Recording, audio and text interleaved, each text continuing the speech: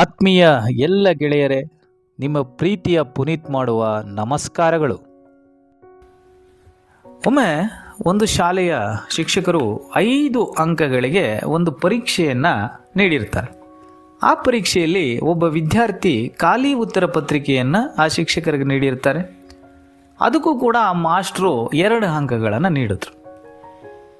ಇದೇ ಪಕ್ಕದಲ್ಲಿ ಒಬ್ಬ ಶಿಕ್ಷಕರು ಕೂತಿದ್ರು. ಅವರ ಗಮನಕ್ಕೆ ಬಂದು ಅವರು ಈ ಶಿಕ್ಷಕರನ್ನು ಪ್ರಶ್ನೆ ಮಾಡಿದ್ರು.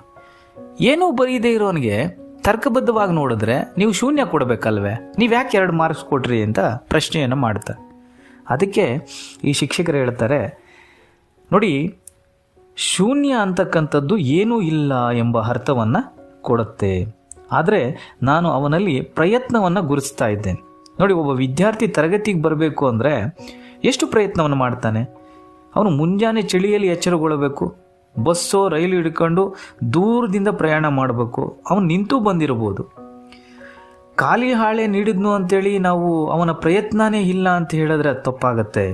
ಬಹುಶಃ ವಿದ್ಯಾರ್ಥಿಗೆ ಉತ್ತರಗಳನ್ನು ಬರೀಲಿಕ್ಕೆ ಸಾಧ್ಯವಾಗದೇ ಇರ್ಬೋದು, ಆದರೆ ಅವನ ಎಲ್ಲ ಪ್ರಯತ್ನಗಳನ್ನು ಕೂಡ ಮಾಡಿದ್ದಾನೆ. ಎಷ್ಟೋ ಸಾರಿ ರಾತ್ರಿಗಳ ಅಭ್ಯಾಸ ಮಾಡಿರ್ತಾನೆ, ಎಷ್ಟೋ ನೋಟ್ಬುಕ್ಗಳನ್ನು ಖರೀದಿ ಮಾಡಿದ್ದಾನೆ, ಎಷ್ಟೋ ಟೆಕ್ಸ್ಟ್ ಬುಕ್ಕನ್ನು ಕೂಡ ಅವನು ಓದಿರ್ತಾನೆ. ಹಾಗಂತ ಹೇಳಿ ಅವನ ನಿರ್ಲಕ್ಷಿಸಬೇಕೆ ನಾವು ಶೂನ್ಯವನ್ನು ಕೊಟ್ಟು ಅಂತ ಹೇಳ್ತಾರೆ. ಇನ್ನು ನನ್ನ ಪ್ರೀತಿಯ ವಿದ್ಯಾರ್ಥಿಗಳಿಗೆ ನಾನು ಯಾವತ್ತೂ ಕೂಡ ಶೂನ್ಯ ಕೊಡೋದಿಲ್ಲ.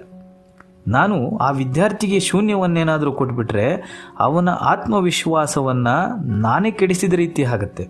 ಜೊತೆಗೆ ಅವನು ಗುರಿ ಸಾಧನೆಯನ್ನು ನಾನು ನಿಲ್ಲಿಸ್ದಂಗೆ ಆಗುತ್ತೆ. ನೋಡಿ, ಒಬ್ಬ ಶಿಕ್ಷಕನಾಗಿ ನಮ್ಮ ಗುರಿ ಏನು ಅಂದರೆ ಯಾವಾಗೂ ಪ್ರಯತ್ನ ಪಡ್ತಕ್ಕಂಥ ವಿದ್ಯಾರ್ಥಿಯನ್ನು ಮತ್ತೆ ಮತ್ತೆ ಎದ್ದು ನಿಲ್ಲಿಸಿ ಅವನಿಗೆ ಸಹಕಾರವನ್ನು ನೀಡೋದೇ ನಮ್ಮ ಗುರಿ. ಇನ್ನು ಈ ಒಂದು ವಿಚಾರಕ್ಕೆ ಸಂಬಂಧಪಟ್ಟ ಹಾಗೆ ಈ ಶೂನ್ಯವನ್ನು ಕೊಟ್ಟರೆ ಕೆಲವೊಂದು ಬಾರಿ ಆ ಸಾವಿನ ಕದದ ಬಳಿ ಹೋಗಿ ವಿದ್ಯಾರ್ಥಿಗಳು ಬಾಗಿಲನ್ನು ತಟ್ಟಿದ ರೀತಿ ಆಗತ್ತೆ.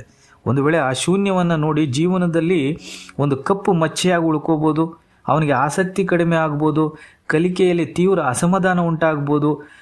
ಇವೆಲ್ಲ ಶಿಕ್ಷಕನ ಜವಾಬ್ದಾರಿ ಅಲ್ಲ. ಶಿಕ್ಷಕನ ಜವಾಬ್ದಾರಿ ಪ್ರತಿಯೊಬ್ಬ ವಿದ್ಯಾರ್ಥಿಯನ್ನು ಪ್ರೋತ್ಸಾಹಿಸುವುದು ಮತ್ತು ಆ ವಿದ್ಯಾರ್ಥಿಗೆ ಭರವಸೆಯನ್ನು ನೀಡುವುದು. ಖಾಲಿ ಉತ್ತರ ಪತ್ರಿಕೆ ಕನಿಷ್ಠ ಅಂಕಗಳನ್ನು ನೀಡಿದಾಗ ನಾವು ನಿಜವಾಗಿ ಈ ಒಂದು ಮಾತುಗಳನ್ನು ಹೇಳೋದಕ್ಕೆ ಇಚ್ಛಪಡ್ತೇವೆ. ನೋಡಿ, ನೀನು ಶೂನ್ಯ ಆಗಿಲ್ಲ, ನೀನು ಇನ್ನೂ ಮುಖ್ಯ, ನೀನು ಇನ್ನೂ ಸಮರ್ಥನಿದ್ದೀಯ, ನೀನು ವಿಫಲನಾಗಿಲ್ಲ, ನೀನು ಈ ಬಾರಿ ಮಾತ್ರ ಯಶಸ್ಸು ಕಂಡಿಲ್ಲ ಅಷ್ಟೇ, ಮತ್ತೆ ಪ್ರಯತ್ನ ಮಾಡು ಅಂತ ಅದಕ್ಕೆ 2 ಅಂಕ ಕೊಟ್ಟಿದ್ದೀನಿ ಅಂತ. ನೋಡಿ, ಪ್ರತಿ ವಿದ್ಯಾರ್ಥಿಯ ಭವಿಷ್ಯವು ಒಬ್ಬ ಶಿಕ್ಷಕನ ಕೈಯಲ್ಲಿ ರೂಪುಗೊಳ್ಳುತ್ತದೆ.